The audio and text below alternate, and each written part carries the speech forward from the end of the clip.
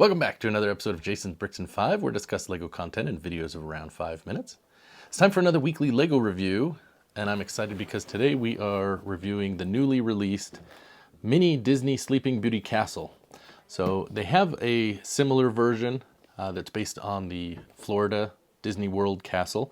This one is based off of Disneyland, and having grown up in California, I'm somewhat partial to Disneyland. So I am excited to open this and see how it compares. As always, starting off with the build experience, this set contains 528 pieces and no stickers.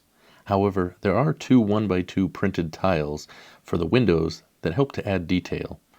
As this line is akin to the architecture theme as far as the size, it contains mostly smaller pieces, but it is a sturdy build. I do like how they used these arm pieces in the interior to have an angled look with the front wall. Overall, the experience was one that I enjoyed, and it's not too technical or repetitive. Now, looking at the details, LEGO has done an excellent job of recreating the original Disney castle from Disneyland Park in California. One of my favorite features is the view of the corridor through the castle from the back pillars. It truly makes me reflect back on the times I walked through the actual castle myself. I like how they used the pink and the blues to capture the true look of the subject.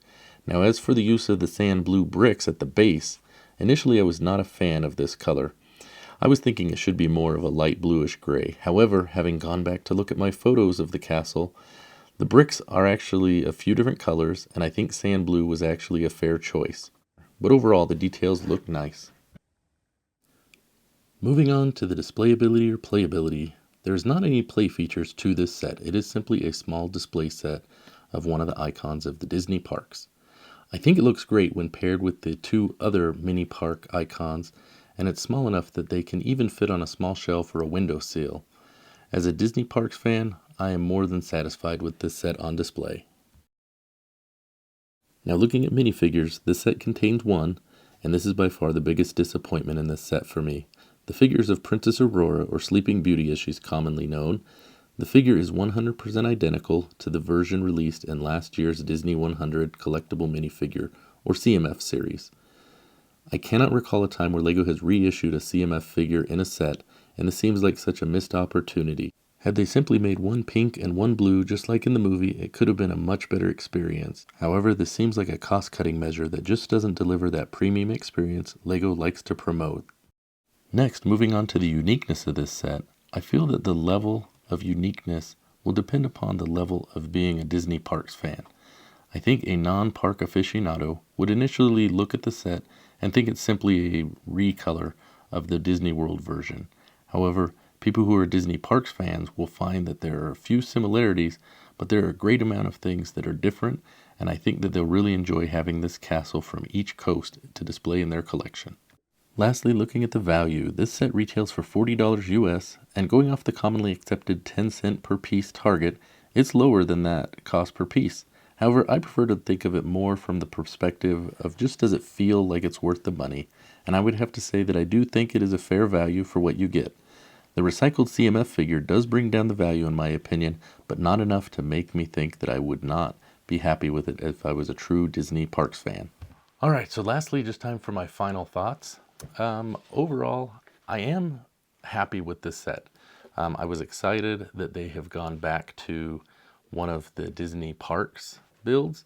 They had the first two, which was the Disney World Castle and the Haunted Mansion, and then they went away from that and created two princess castles. I think it was from Aladdin and the Little Mermaid in this size.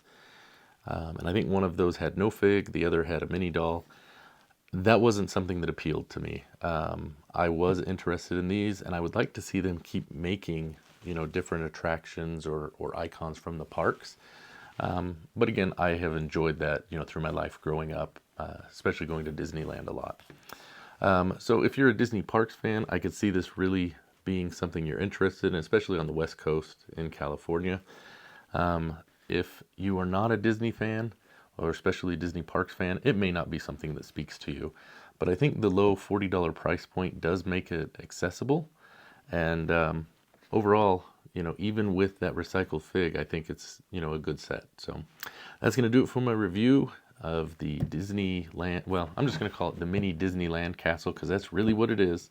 So I'm not going to, Sleeping Beauty, blah, blah, blah. It's the mini Disneyland castle.